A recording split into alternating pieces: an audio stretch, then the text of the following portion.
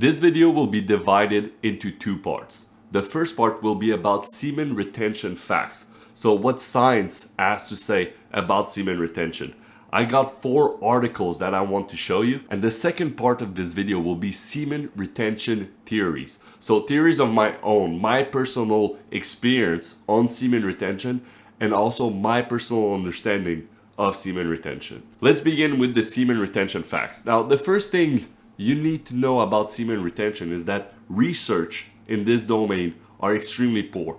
Now, this is understandable. I mean, semen retention has basically no financial point, so it's hard to make research on something that has no founds, and also it is kind of taboo, right? Semen retention, touching your dick, it's taboo. But still, with the few articles published on semen retention, we can still come down to certain conclusions. I've got 4 articles that I want to show you.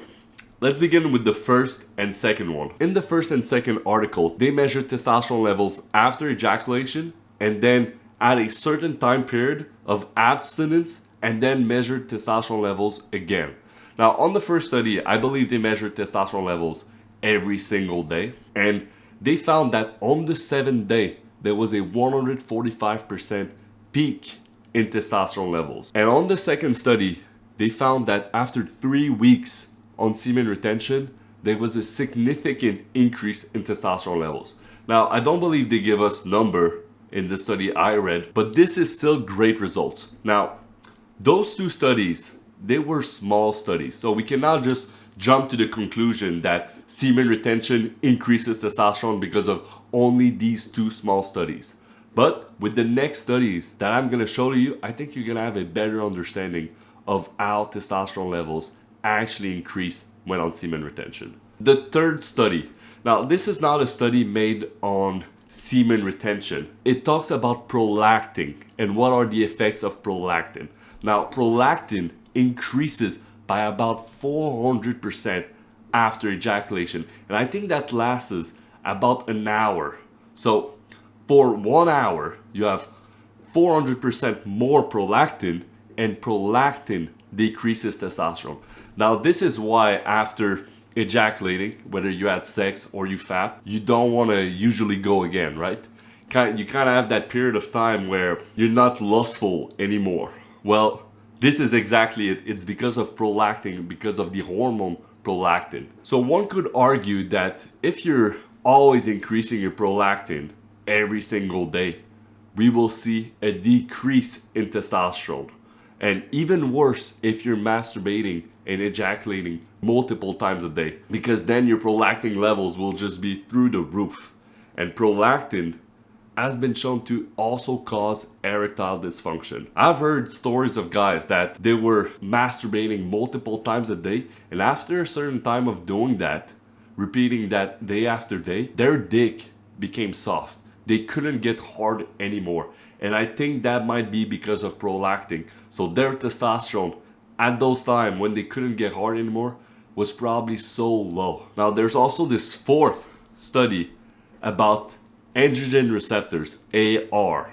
Now, this study shows that after ejaculation, there is a reduction in androgen receptor density. Now, if you don't know what androgen receptors are, they're basically the lock to unlocking masculine gene expression. And usually when you want more testosterone, what you actually want is more male gene expression. And testosterone, imagine testosterone is the key. Well, androgen receptors is the lock. And with those 2, then you can have masculine gene expression. So if you don't have enough androgen receptors, if they're not active enough, if you're not sensitive enough to testosterone, you will have no masculine gene expression. Kind of highlighted how that works. Testosterone binds with AR, then goes into the nucleus of the cell, and then transcripts a protein that will express masculine genes later down the line. Now, just like prolactin, this means that if you're masturbating and ejaculating once every day, or even less than that, that means for a whole day, you have less AR.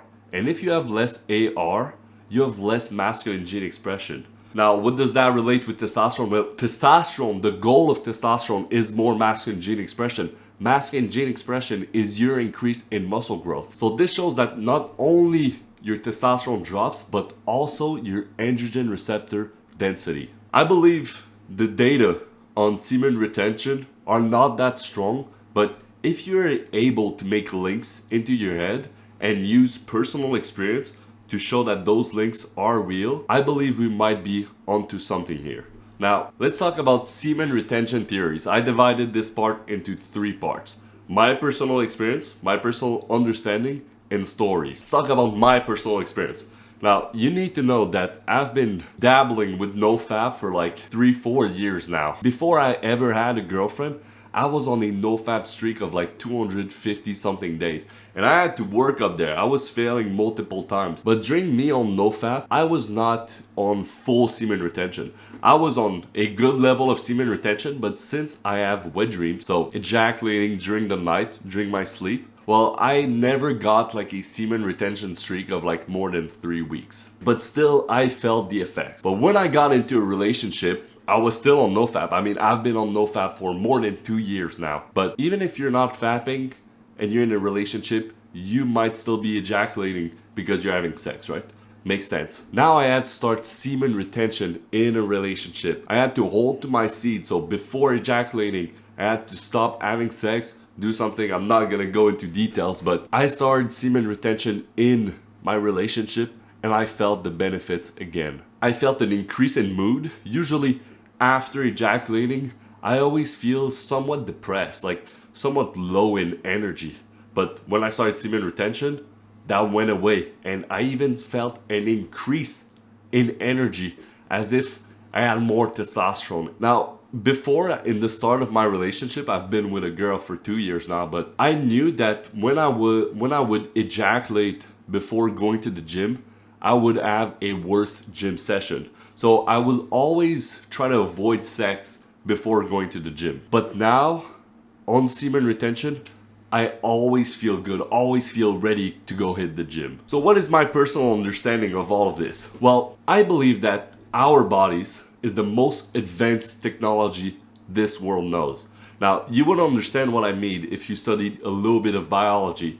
Like, your body is absolutely phenomenal. And I believe that it is your biological wingman.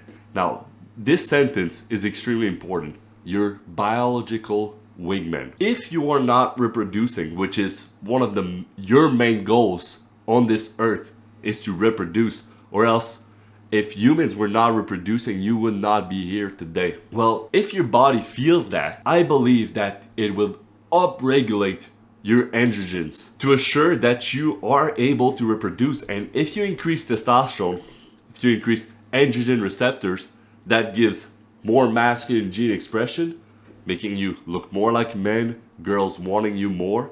And also there are androgens that are pheromones, like androsterone. And androsterone has shown to arouse women. The smell of androsterone shown to arouse women, and women wanting to be closer to you simply because of this pheromone. So that's why I believe that semen retention can actually increase testosterone levels. Now, what about the stories of guys I heard? Well, many guys, after hopping onto semen retention, feel a newfound energy. It's like a energy that they had been wasting ejaculating every single day or so. They also felt like a release in the shame that they used to feel when you were ejaculating, when you were masturbating. Because usually you might do this watching adult content, you're in your room, it's dark, you're kind of ashamed of what you're doing right now, and it's kind of loser of you, right? That emotion of shame, I believe, is extremely bad for you, and it might cause low testosterone. This is just anecdotal stuff, but guys felt that they could use the energy that they now gain, or at least that they stopped wasting, for productive means. So instead of fapping, they would work on a side business. Instead of fapping, they would study, they would go to work. You get what I mean? Well, with all of what I just mentioned to you, science data, my personal experience, personal understanding, and stories, I want you to try it. I want you to try to go on semen retention. And if you've already been on semen retention, I want to hear your personal experience, because I believe this might be something big. It might be the cause of multiple problems that men face nowadays. I hope you enjoyed today's video, And I'll see you guys in the next one. Mwah!